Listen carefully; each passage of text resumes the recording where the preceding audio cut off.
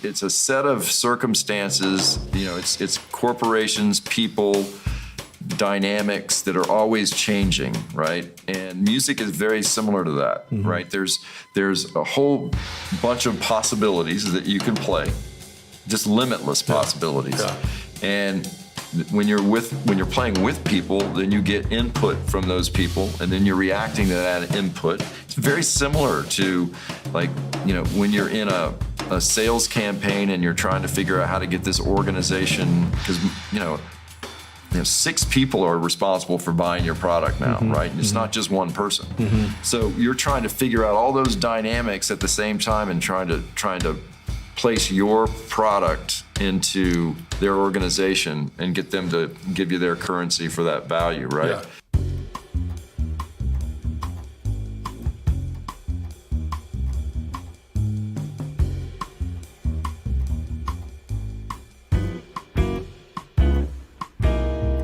Welcome back to Noob School. This is where we interview successful business owners and we dial it back to the beginning and figure out what they did to make their revenue grow.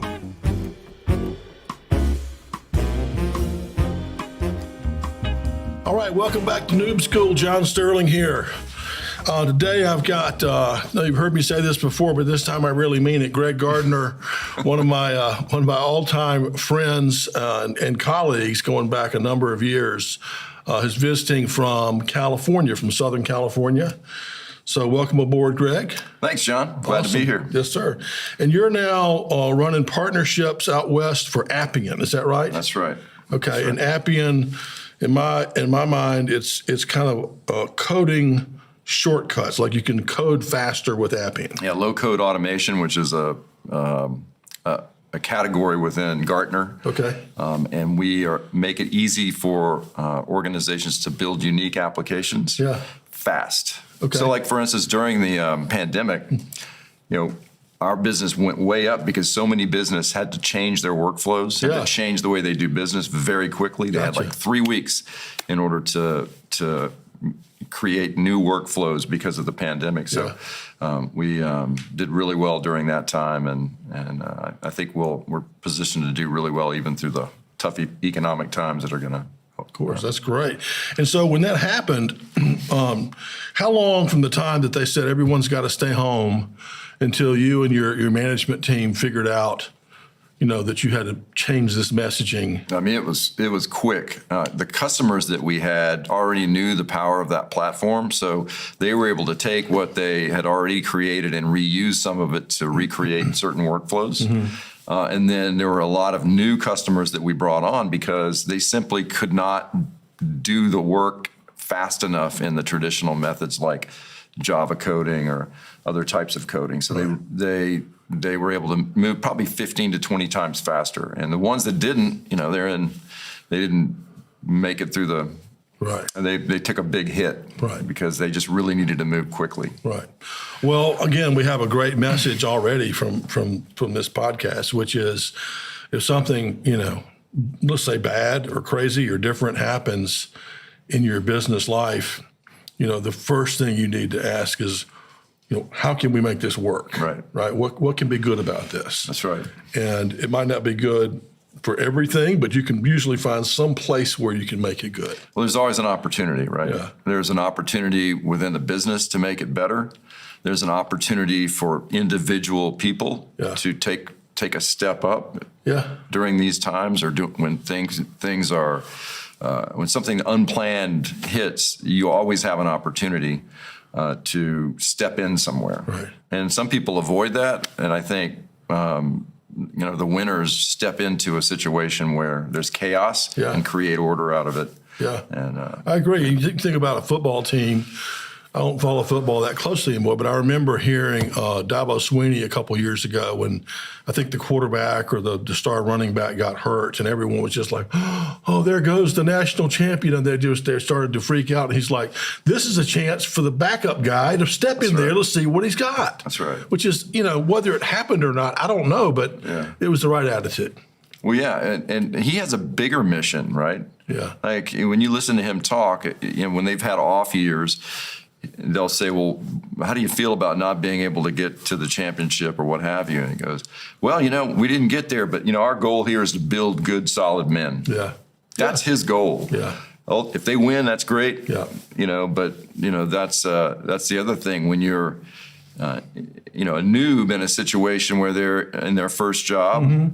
They need something bigger than just, I want to do great at this job. They want to have a great career, and they want to have a fulfilling career. Right. That's the idea. And then as a result of that bigger mission, you're going to have more success, smaller successes as a result of that. We worked together when we were both noobs, basically. I mean, we were both, I was maybe a noob plus 2 years, but I was certainly a noob sales manager when you and I started working together. And I did not have that attitude. I was really all about, I want to be Steve Jobs, by the end of the month. Right. And just kind of in too big of a hurry, instead of taking that longer view of, let's think about what John looks like when he's 40. Right. What are we going to do between now and then to get him ready to be able to do these things? And I don't remember what you were thinking back then. Back then, I remember thinking that when I went to the interview with you, I remember I was decked out in my consulting suit, right? Yeah.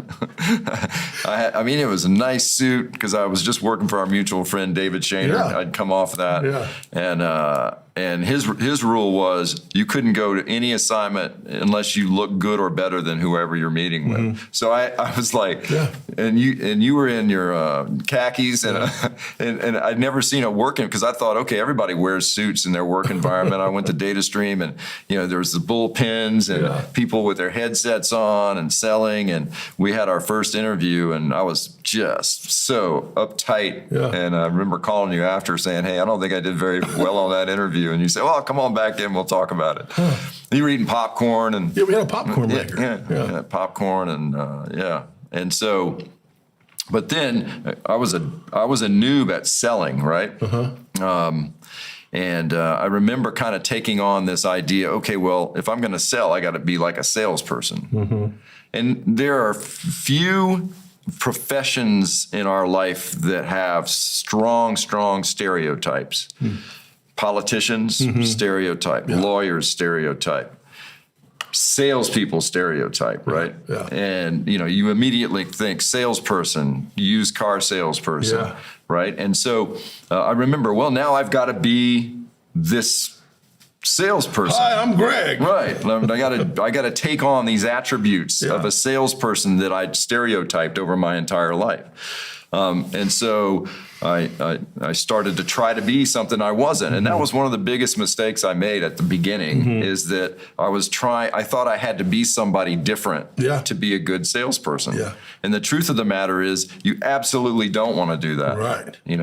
You want to be a very good, solid version of yourself. And, but you think about two different types of salesperson that we both know. You think of a guy like Todd Lorbach, right? He is the message. He is a guy you immediately trust. You want to do business with him because he's just a solid person and you get that impression, and he's bringing that's who he is, right? He's bringing that to the table. You take a guy like Mark Vetzel, one of the funniest people I've ever met in my entire life. Like probably could have had a career as a stand-up comedian, right? He brings that as well as his own integrity to the table. So they each brought something different, but it was themselves that they brought to that. And that was one of the mistakes at the beginning that I made, is that I thought I had to be someone else. And if I would have just concentrated on being who I was, I think I would have launched a little bit better. Right. I agree. We have a couple of videos at noobschool.org on that, on speaking with your own voice. And, as a sometimes buyer, if I'm on the buyer side, if the salesperson is speaking to me with an inauthentic voice, it's just no. The answer is no. Care where. I'm not going to deal with a non-person. Like, hello, Mr. Sterling, this is Francis Loop, no. So it's the easy thing to do once you do it, just to be yourself. Another person, you mentioned Todd and you mentioned Mark. So John Harrison's a third person we've talked about, who we also worked with. And he's like a super serious guy. He's very adult-like, very serious. and he just patiently works through the details with the customer and kind of helps them build a return on investment. And he's very patient with them. And the result of that is he ends up getting these bigger and larger deals because he's patient. You and I would have taken like the $8,000 deal and just ran out the door. Oh, yeah. Because I got to get to the next one. Right. The real money is. Yeah.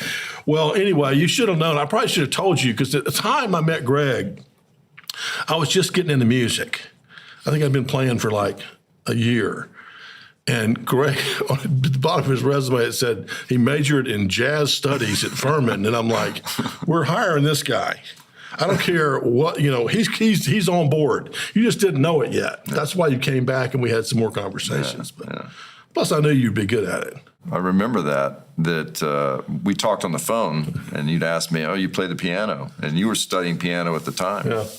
And so that's another thing. Music's opened so many doors for me that don't have anything to do with music, really, Yeah. So that was a fun part of DataStream, was being able to build up your business talents, and at the same time, I was still nurturing my music talent as well, which was fun. Yeah. And so that was good. Yeah. Greg has been with us now for maybe a year at this time. So you're probably 24 or so, still a noob. And we used to make you guys make actual, recorded conversations of an actual call with an actual prospect. And I can tell you it's a nightmare. Nobody wants to do it. But even today, if you do it on your phone or anything else, it is a quick way to learn, what you're doing wrong that you can quickly change. Not Greg, but another guy I had, he said basically like 5 times per conversation. Right. And that's one of those things that a client will they won't say anything, but they'll just be like, I don't want to talk to this guy anymore. He says basically all the time. But anyway, Greg had very good calls, but one time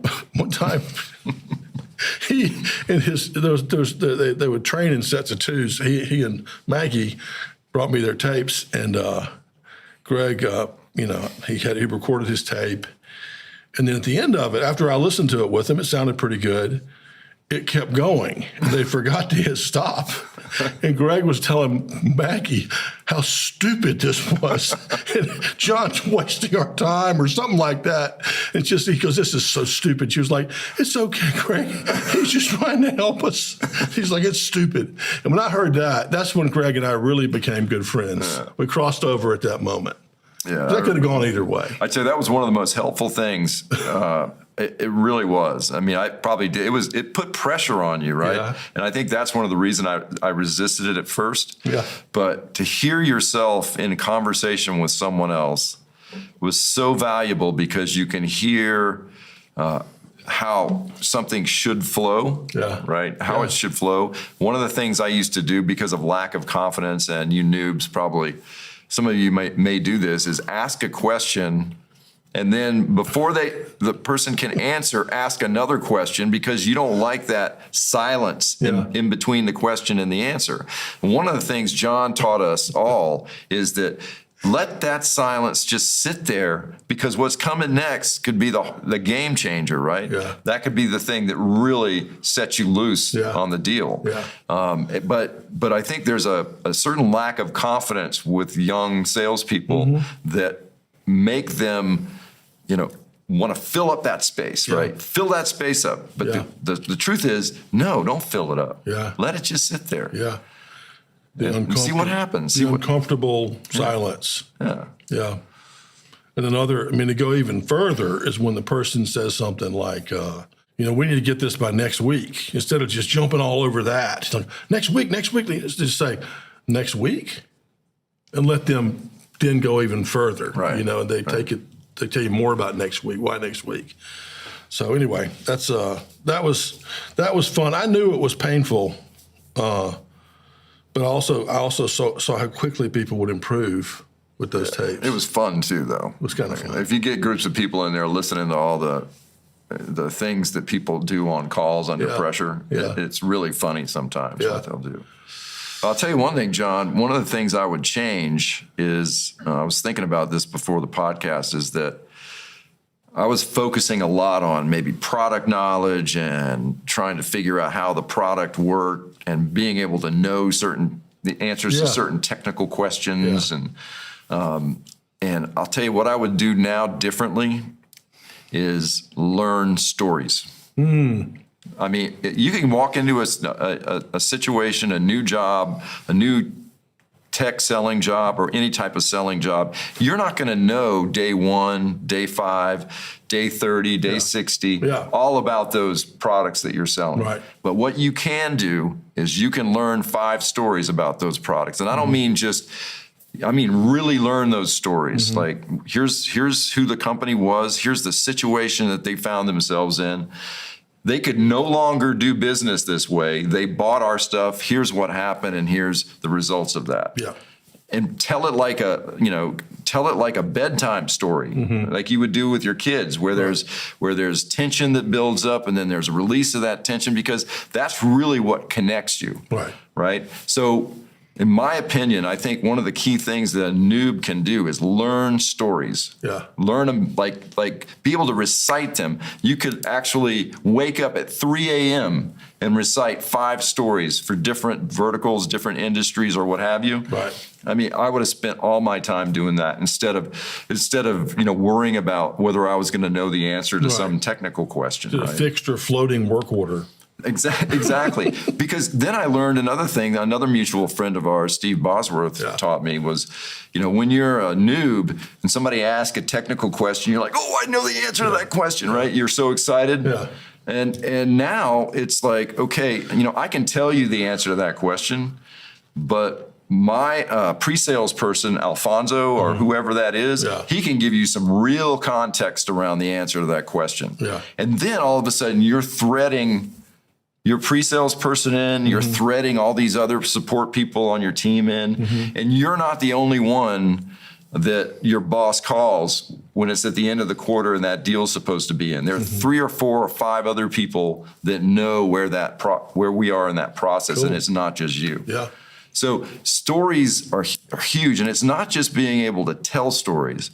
It's also this other side of it is, and this is something that's taken me a lot longer to learn, but we kind of push our prospects into this idea of, okay, tell me what your critical business issue is. Well, and I think it's good that you know those things, right? But behind every critical business issue is a story on their side. Like somebody walked into somebody's office and slammed the door, right? And yelled, right? Because what happens is with critical business issues, over time, the urgency dilutes. Like, so you talk to this person, they're like, we got to get this stuff. We've got to get a product like this in. Over time, that critical business issue or the reason they're doing it sort of fades away. But the story about the guy slamming the door in the office and yelling, that doesn't fade away. That's still an urgent part of the process. So you got to constantly remind your prospect why this is important beyond, oh, we want to do some cost cutting or something like that. It's because because these people at this company are just people. The corporation is just a piece of paper. They're all just people with relationships, right? And you have to figure out, how you're going to get something to do something that you want them to do because they want to do it. Right? And stories are the best way to do that, I think. I love it. I love it. I'm with you also on nobody really, whether they're noobs or not, getting too deep technically with people too early on, because it's just, you're wasting this valuable time when you could be finding out what the real problems are. And why are they doing this? Those kinds of things. While you're talking about, this and that and gigahertz and, but I think prospects ask those questions because they don't know what to do. Right? That's a normal thing for them to do, is to say, well, tell me about your product. And how old is your company? And, that's not solving their problem either. No, it's the easy way out on both sides, right? So, so many people are willing to play along. Both sides. I think you're right, because what happens, I think, is you fall into these roles. I'm the salesperson and I'm the prospect, and I think really the salesperson that wins is the first one that actually steps out of that stereotypical role and becomes a co-seller with the Yes. with the prospect, Yes. right? It's not like you're selling them; you're co-selling with them into the organization. Right. And so, I think, and that requires some, I think, authenticity. Kind of an overused word now, but it requires that you. I think everything that you do in a sales process either supports or takes away from that sales stereotype. So if you do something, if you say something that sounds, cheesy, you just get put in that bucket. Yeah. And the more you do things that are outside of that stereotype, the better off you're going to be. Yeah, I agree. So we haven't gotten much past, we're not even past DataStream yet with that experience, but how long were you with DataStream before you made the move? 7 years. 7 years. It's been my longest. It was my longest time I've been anywhere. Yeah, so Greg obviously did a great job working with us, and then we put him in charge of partnerships, and you brought in Wonderware, which was a great partner, and then Wonderware stole you away. They stole me away, yeah. Damn, some bitches. They stole you away, and then moved you to California, and you never came back. Moved me to California, and then put me in charge of the OEM program they had in Japan. So I spent, probably in total a couple of years over in Japan, working our business over there. So I've had sort of a background that's been direct sales, managing sales, alliances, partnerships, because I like the more complex it is, the more I like it. There's more room to be creative when you're doing like complex, reseller or, partner type deals. Yeah. So it gives you a little more flexibility in and I like doing different things for different organizations. So when you were with Wonderware and they had you focusing on Japan, how many distributors did you have over there? So we probably, we had one main distributor in Japan. And if you know anything about the Japanese business, we call it Japan Inc., Yamataki, Yokogawa, Yamaha, all the big Japanese companies have these little spin-off companies.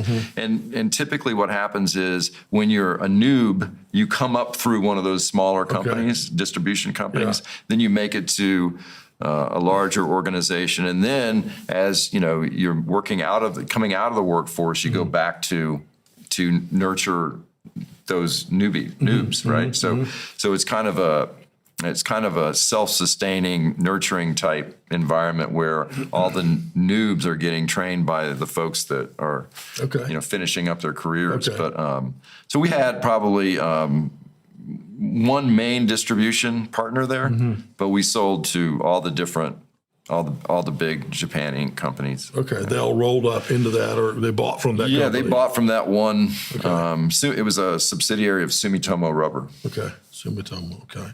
What an experience. So you did that. Did you do anything else unique at Wonderware?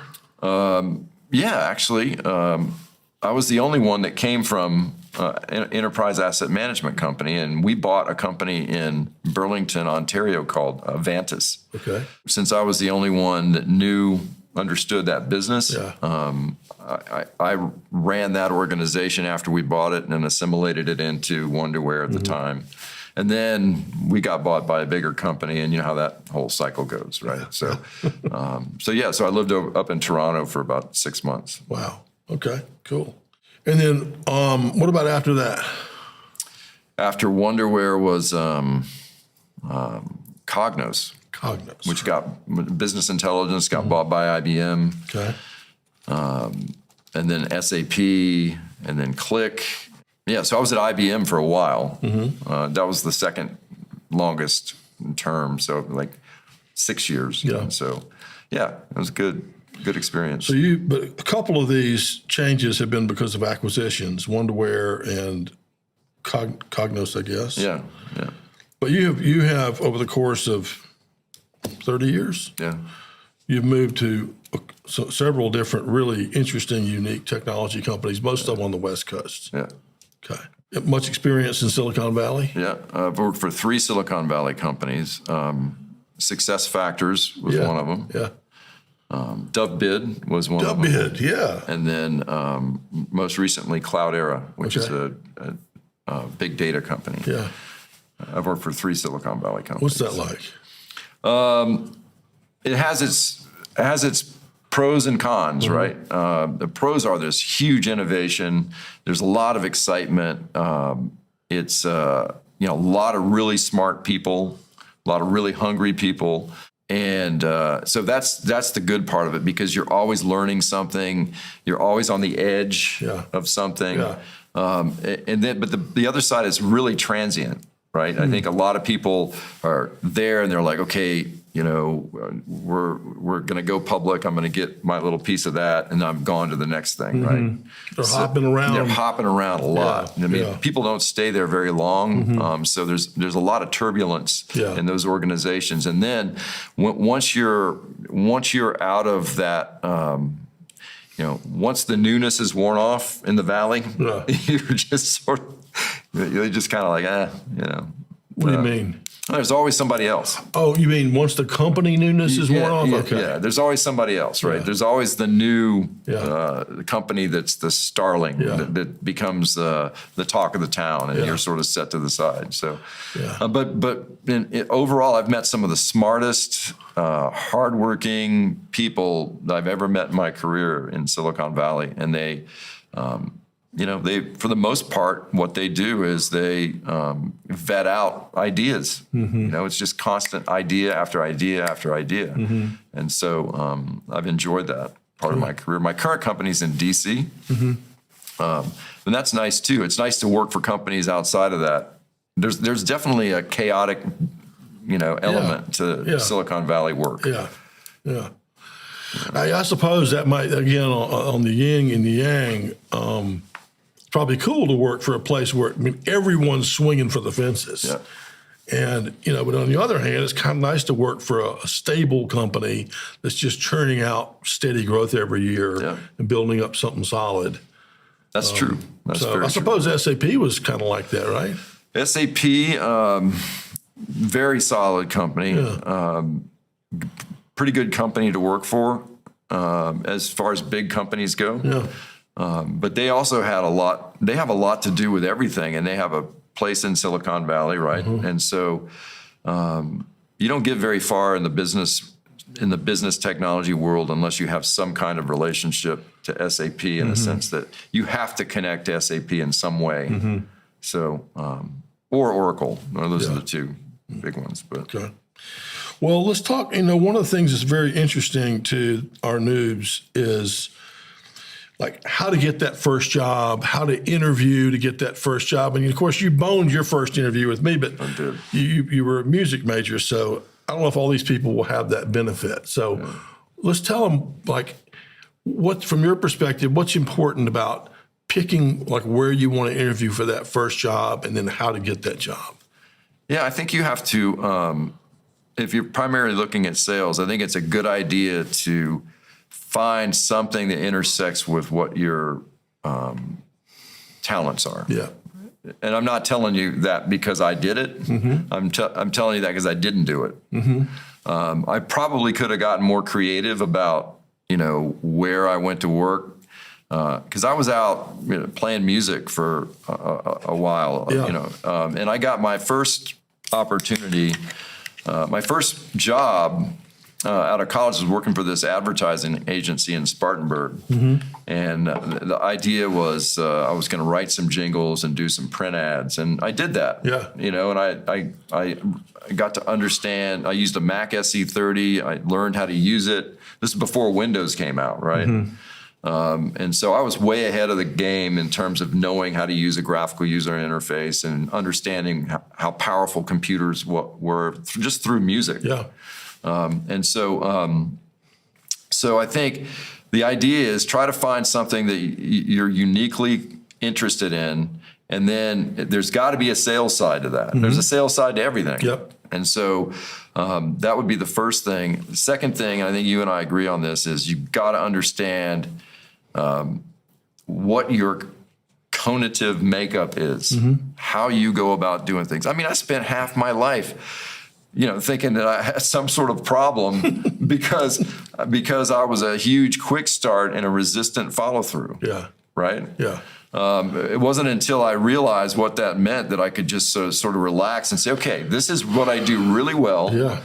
And this is what I'm really not good at if I don't Right. take care of it, if I don't manage it correctly.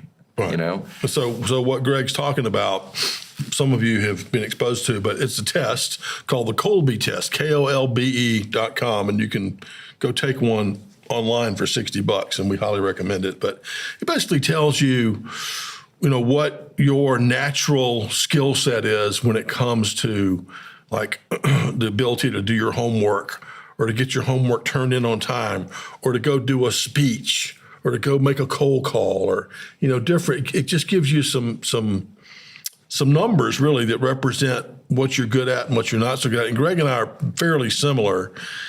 And we both had that feeling our whole lives. I'm like, why can't I get my term paper turned in? Right. Why can't I study what I'm supposed to? Why can't I get my expense report turned in? Why can't I get the proposal sent to the prospect that I promised him? Right.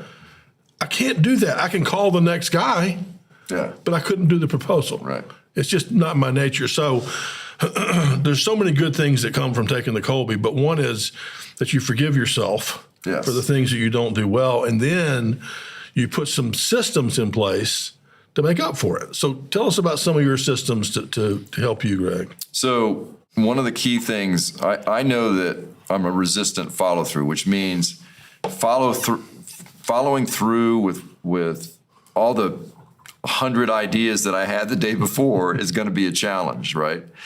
So I try to do those types of activities in the morning when my energy is the highest, right? And so if I try to do those after 2 o'clock, I'm screwed. There's no way. I don't have enough energy to really. So I try to just nip it in the bud and do them in the morning when I can easily get them done, right? Yeah. And then I focus on, innovation and ideation and the things I'm really good at as the day progresses. Mm-hmm. And so that's one of the things. The other thing is I use Evernote. I don't know if you use it. I've tried it, yeah. Yeah, I use Evernote. I don't organize things naturally. So I find that being able to use a tool like that where I can literally type in the word Toyota, and it'll take me to a handwritten report of an accident I was in, in 2005. Mm-hmm. So I can write anything, and I don't have to worry about organizing it. Mm-hmm. I can just go find it again because it searches so quickly, right? Yeah. So I use tools like that, and I don't expect myself to I just don't have the expectation that I'm going to have the most immaculate filing system on the planet. I just don't have that. Right. It's not going to happen for me. So, and then I try to work with people that have complementary skills. Mm-hmm. And I've had a number of people in my work background that have stepped in and they've taken it, and I'm like, oh, perfect. See how this works. Right. And then when you know how we work together, there's a guy named Mike Blanchette who I worked with, and it got to the point where he kind of knew I was going to have 10 ideas, and he knew that only 1 or 2 of those were going to work. Mm-hmm. And so he would just cut me off, okay, that's not going to work. Yeah. Because he was thinking about operationalizing it. He's thinking, he doesn't even think about something unless he can think about the end of it, right? Yeah. And he's just, that's not going to work. That's not going to work. And then he'll go, okay, we can do that. Mm-hmm. And so we just worked really well together. Yeah. Because we both understood our unique gifts and strengths in that area. So when you know that, so first of all, Greg's saying to interview correctly, figure out the companies you want to work for. That means ideally you're matching them up. They're companies that have something to do what you like, where your experience is. If you're a guitar player, maybe you go to work for Gibson Guitars or for Guitar Magazine or all these places that could use a salesperson. So that's the first thing. Yeah. The second is to figure out kind of what kind of salesperson you are with that Kolbe and try to get those kinds of jobs. Right. So if it was let's just say commission only cold call job and you've got a low quick start, probably not a good match. No, it's not. Okay. Yeah. But if you're at 9 or 10, like we are, you say, well, sure, we'll go try it. Why not? Because that's a high reward too, if you do that. So you know, if you have a low quick start, you might want to get a job where you're calling on existing customers. Right. You have the relationship kind of deal. You're nurturing existing relationships. You're not having to do as much creating those relationships, but just nurturing the ones you already have. There's all kinds of things that I didn't really take into consideration, probably because I just didn't have the knowledge. That's me too. I mean, I remember asking people when I was a senior in college, like, how should I go about this? And they were like, we don't know. I mean, nobody knew. There was no books on or anything. So anyway, that's part of what we're trying to do. But that's two things already that we didn't do that people should do. Right. What company should I work for, and what type of sales job should I be going for? Now, once you know those two things, now what do you do? Right. You have to narrow that market of who are these companies, right, and start a campaign, right? That's right. And I think now it's a little bit different too, because geography doesn't matter as much. Mm-hmm. You know, I knew I liked technology. My idea of going to work was actually going to work, right? Yeah. Going to an office. Yeah. And, you know, at the time, DataStream was one of the only games in town from a technology standpoint, right? And so I remember answering the ad, an ad in the paper. Mm-hmm. There was an ad in the paper. And these people don't know what a paper is. Yeah, I had no idea what maintenance software was, no clue. I did have a sense of what manufacturing plants were, because I did some work with David Shaner, and so I kind of understood that.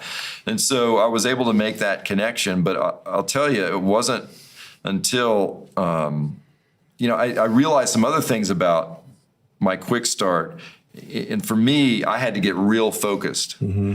So finally getting out of the cube, getting an office, essentially having a desk lamp, turning all the lights off except for that desk lamp, and just sitting there essentially in the dark, making call after call. Yeah. Goal was to actually have 25 conversations a day. Yeah. I'd write every single one of them, and that was the goal. Yeah. Sometimes 25 conversations took 75 calls. Yeah. Right? Yeah. And so the idea, I wanted to get to that 25 conversation point. Yeah. And that was just an indicator of, I'm doing the work. Yeah. That doesn't mean that my calls were perfect, because you're always working on that, right? But the discipline to sit there and go through that process of making the call. And then, it always helped to have, some healthy competition with your coworkers going on too. It does. That was... So if we back up just for a second, we know the kind of company we want to work for, the kind of sales we want to be doing. Then we amass, let's say, a top 20 list, my top favorite 20 companies that are in this space. And then how would you recommend these folks go after those 20? Yeah, I think that's your first sales job, right? Yeah, absolutely. That is your first sales job. And so the way I would think about doing that is you've got so many more resources now. You can go to their sites. You can go to to the social media like LinkedIn and find out who they're hiring, what kind of skills they want. You can I would definitely recommend getting hooked up into LinkedIn as soon as you can. If you're new and your dad or mom have contacts, hook up with those contacts. Yeah. Those people are willing to help you. Yeah. I mean, I've had a number of people come to me who, are kids of friends that I have, and I'm always willing to help. Use my contacts. So get hooked into that and try to get some back channel on what these 20 companies are doing. Yeah. Even call in for just an informational interview. Like, even if they're not interviewing for a position that that just fits exactly what you want. Say, I just like to talk to somebody about what you guys do, how you do it, and don't even say I'm looking for a job, right? Because that creates new roles. Right. Once you say, okay, I'm now looking for a job, you're now a job prospect, and they're a hiring company. Yeah. But if you just get rid of that structure and just ask questions and find out information about what the company's doing, then I think, this happened to my niece just recently. She just got hired in her first job. And the reason she got hired was because she just went in and started asking questions. What do you guys do? How do you do it? And they got to know her, and they liked her, and now they just hired her. Yeah. I don't think she ever didn't even start the interview process at the beginning. She started it, through just a conversation. Yeah. So that's kind of how I would do it. Yeah, I agree. I think I agree 100%. And I've helped a few people in college. The sooner they start, the better. Yeah. Because being younger than a college graduate is a huge advantage in playing that game. You say, I'm a sophomore at Furman. I'm starting to look into what it would be like to be a sales rep working for an AI software company. Yeah. Can I ask you a few questions? It's different than I just graduated from Furman. Give me a Looking job. for a job. Yeah. Trying to get out of the basement. You know, there are clues. There are all these clues. If you're really looking for, if you're like, oh, I'm not sure what I want to do, look for the clues. Yeah. You leave clues along the way. Well, what have you enjoyed doing, right? What were your favorite things to do in high school and in college? And these little clues get dropped along the way. Yeah. And also the other thing is, sometimes you need to not think of it in terms of, okay, I want to work for this company or this industry and I want to be in this position. Mm-hmm. Think about, okay, what do your best days look like? Mm-hmm. Like when you really feel like you're engaged and living life to the fullest, what does that look like? Do you wake up every day and what do you do? Mm-hmm. Do you enjoy, being around people, or do you enjoy more, work in solitude, like a programmer or something like that? Do you, what are the subject matters that really get you going, right? There are these clues. And a lot of times it doesn't start out exactly the way you think it's going to, right? You just, you have to work your way into that great position where you're doing exactly what you're doing. Yes. But at the same time, you don't want to be way over here, right? You don't want to be doing something that's totally outside of your natural tendencies. You want to get as close as you can. You got to get as close as you can. And I would also add, if you do have that company that you really want to go to work for, then don't give up. Like, you could go to work for that company in a different role. Right. You could say, I want to come in as a clerk, or I want to work in marketing or anything that gets you in the door, and then start talking to that sales manager. Right. That's one way to do it. Another way, go to work for one of the suppliers of that company. Right? There's different ways in the door, and this is just two sales guys talking. This is how salespeople think. Right. How can we make this work for the good of everyone?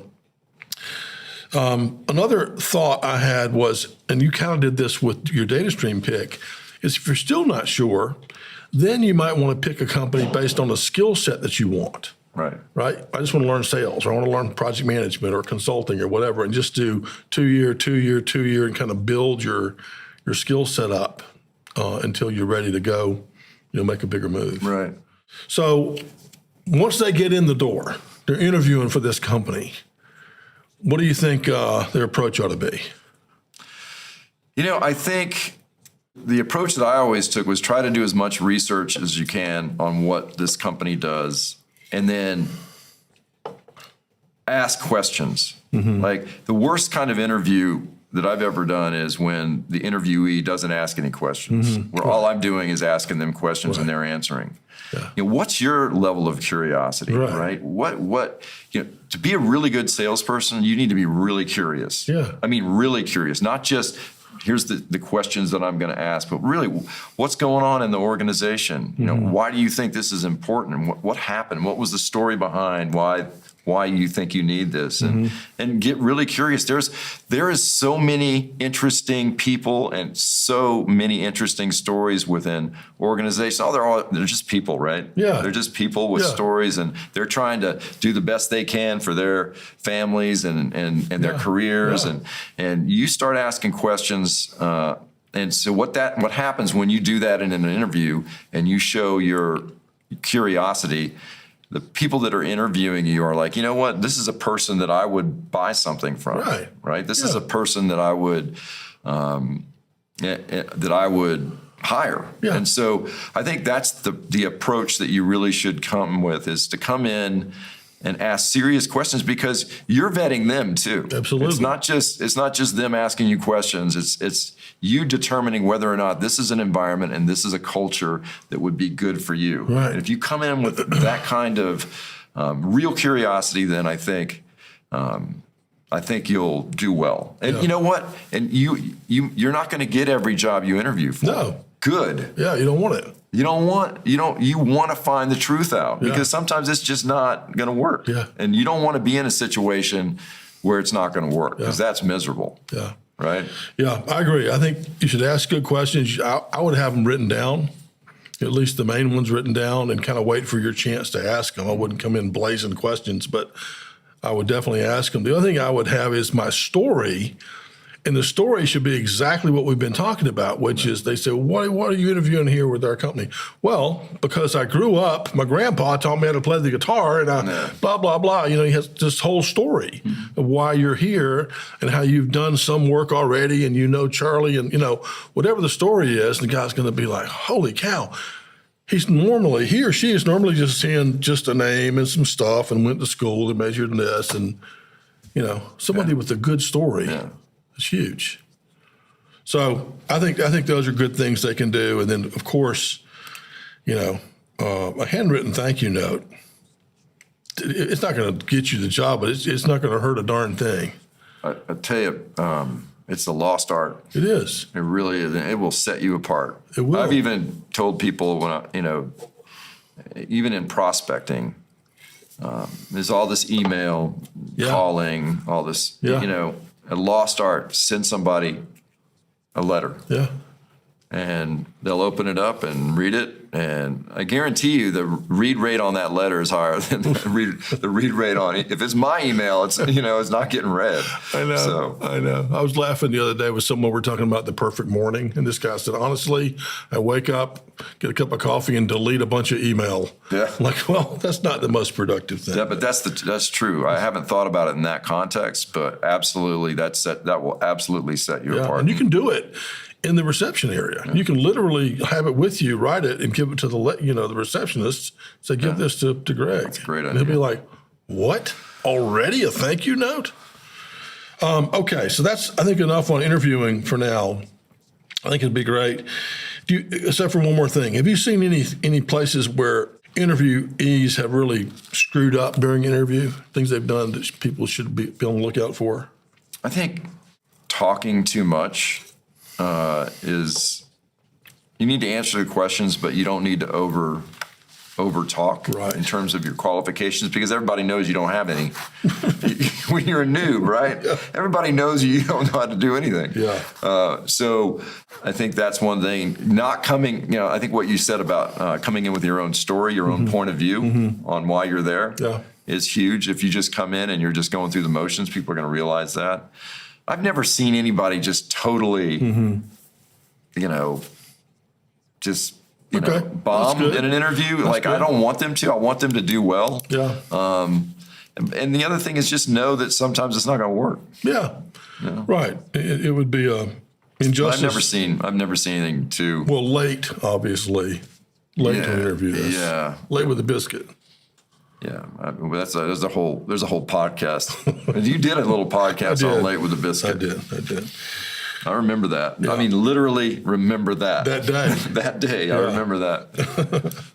Well, let's talk about, you've also, we covered a little bit your music, that you majored in jazz studies and got a graduate degree in music and still play music all the time now. You've got, 2 bands out in California you play with? Yeah. The Four Corners is one. Four Corners is a band, and the lead singer, guitar player comes in from Boston every 3 months or so. Yeah. And we play, we used to play a lot together. I met him at Wonderwear. We called it Four Corners because the bass player was from Alaska, the drummer was from San Clemente, California, singer's from Boston, and I was from South Carolina. So there you go. Four Corners, right? Nice. And then I play with Greg Gardner and the Whatever I decided to call him that week. Yeah. And that's classic rock, or sometimes we have a little jazz trio that we do. Yeah. So it's. You took up the bass also? I took up the bass. I started playing the bass 10 years ago, and I'm a competent bass player now. Yeah. I'm not a great bass player, but learning another instrument makes you fall in love with music in a different way. It's a different approach. And I remember when I started, I would carry it probably like you. I'd carry it everywhere on planes, and And I started, my first song I learned was the bass line to What's Going On, Nice. which is probably one of the greatest bass lines Yeah. ever recorded. Yeah. James Jamerson, I think, was the bass player on that song. But and then so I do that, play bass in certain bands as well. So and then my son is now playing the drums with me in bands now. He's Ben? 17. Ben, Yeah. he's a great drummer. It's funny, he plays in my jazz trio every now and then, and my bass player's 67, he's 17, and I was really worried about how that was going to work. Just clicked great. like that. It's That's unbelievable. great. It's That's like awesome. people understand each other in such different ways on the bandstand, you know? Well, I think most people would love to be able to play an instrument and play in a jazz trio. I mean, certainly I did, and I do some of that now, not to your level, but I love it. How has it helped you in business to be playing music like you do?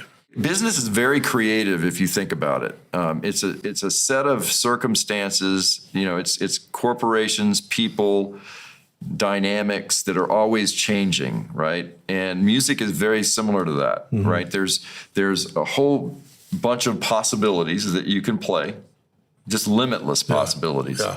And when you're playing with people, then you get input from those people, and then you're reacting to that input. It's very similar to, like, you know, when you're in a sales campaign and you're trying to figure out how to get this organization, because you know 6 people are responsible for buying your product now, right? It's not just one person. So you're trying to figure out all those dynamics at the same time and trying to place your product into their organization and get them to give you their currency for that value, right? Yeah. You know, something similar goes on when you're playing music with a group of people, whereas you're trying to transfer this emotion to the audience through, you know, the sounds and the emotions of the musicians on stage, right? So it's just it's a very dynamic, creative endeavor. If you let it can be very mundane and sort of, if you can make it, you know, you can do it very rote and you'll get bored with it. But if you remember that these are just people that make decisions in their own best interest most of the time, and they're dynamic and interesting, then you can have a lot of fun with it. Yeah. You know, and so that's what I think, you know, music's very similar in terms of, you know, being on a team with people and trying to. So those are actual things that have been helpful for you, but do you think it's ever helped you, like, get a promotion or get a job other than with me, where it's just Greg's cool guy, he plays music, we want him on the team? Do you think it's been helpful or neutral? Yeah, because this is a weird thing that happens. Like, let's say, you know, I'm at the director level of an organization, which I am, and let's say this CEO or board members, right? The minute that board member and I get together in a musical environment, the entire relationship changes. Totally changes. Yeah. Because now we're equal. You're actually maybe a little. But you know, it's just a different, you see that person in a totally different light. Right. You have a different relationship with that person because now you're in this environment where you're creating music together. And that's happened to me so many times. And has it helped me? Yeah, it helped me. Helped me get my job with DataStream. Sure did. Yeah, you know. Absolutely. So I think that's an interesting point, because I used to be very weird about, like, sharing my musical talent in a business context. Like, I wanted those things separated, you know? Yeah. Like, I'm a business person. Head But the trash. truth of the matter is, it's head I'm not trash. just a business, I'm not just a business person. I do that, but I'm also this. Yeah. And I encourage people that are also whatever. Like, they could be also an athlete. They could be also, you know, really, really great at, you know, data science, or they could be, you know, they should bring all that to the table. Right? They should bring all of it to the table, because the truth of the matter is, even if you try not to bring it to the table, you're bringing it to the table. Yeah, I think of it as a skill stack. You know, you have multiple skills and they intersect, you know, to get different things done. So I think it's a good thing. But I do remember when we had a band a long time ago, and it was called the Sterling Trio or something, and we had to change the name so our boss wouldn't know what we were doing because we're supposed to be working all the time, so we changed it to Sweet Pea. Remember that? So maybe we should bring Sweet Pea back today. Yeah, bass player. Yeah, but I think that's really a good point that noobs should remember is you can try all day long to not bring your whole self to your job, but you're bringing your whole self to your job. Yeah. And I think in your book you talk about you need to get your personal life in order, you need to get all these other things in order because you're bringing it. Yeah. No matter what. Right. So you can't fake it, particularly if you're like not living a healthy life. And I'm not saying, Iron Man healthy, but just pretty healthy life. If you're not doing that, whatever you're doing won't last. It won't. It won't last. So listen, on that same vein, you're so healthy now. And I know you're doing stand-up paddleboarding and you're doing adventure runs. Let's just talk about health and nutrition and the kind of things you're eating and drinking and to stay so healthy as hard as you work on business too. Yeah. So for me, I always tell people, I don't know if you can put this in. It's either intense workouts or it's antidepressants. For me, the endorphins and just the release of anxiety and tension just happens when I'm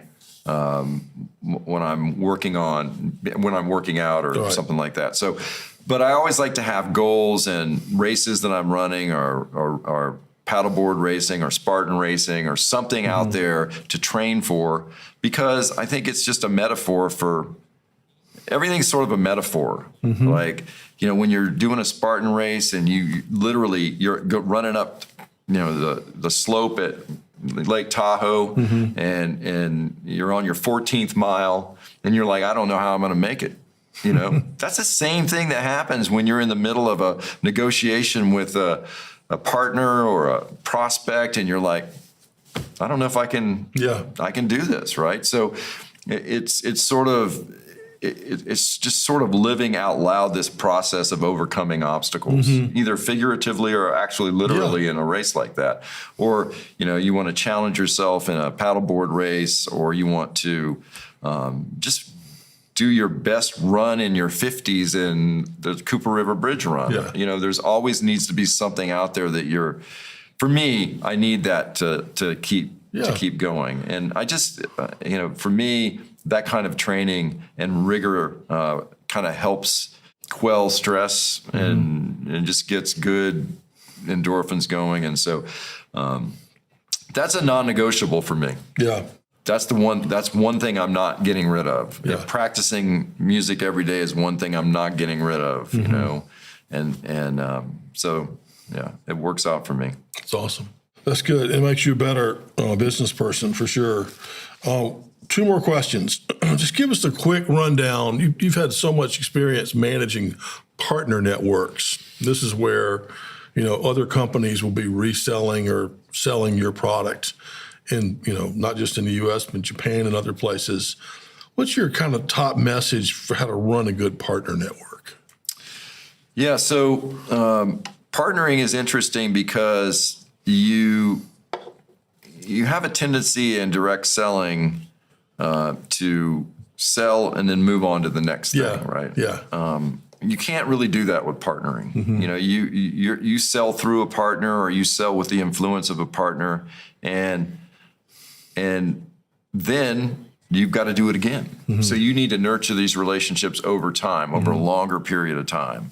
So I think that's a key difference in direct selling versus partner selling. The other thing is selling through somebody else kind of is more complex in the sense that you have to sell them on selling your stuff because you're not the only partner they have. Yeah. Right. So being able to differentiate your product while you know that the other products that are competitors to yours are in the toolbox, that's a different type of a selling motion. So I think the key thing is to be upfront and transparent about situations where, we don't know how this is going to end. Yeah. For instance, my partners they're also partners with my competitors. I'm also partners with their competitors, right? Wow. So being able to put issues out there early so that each side knows exactly what's going on is a key thing, and it's not an easy thing because the last thing you want to do is slow momentum down.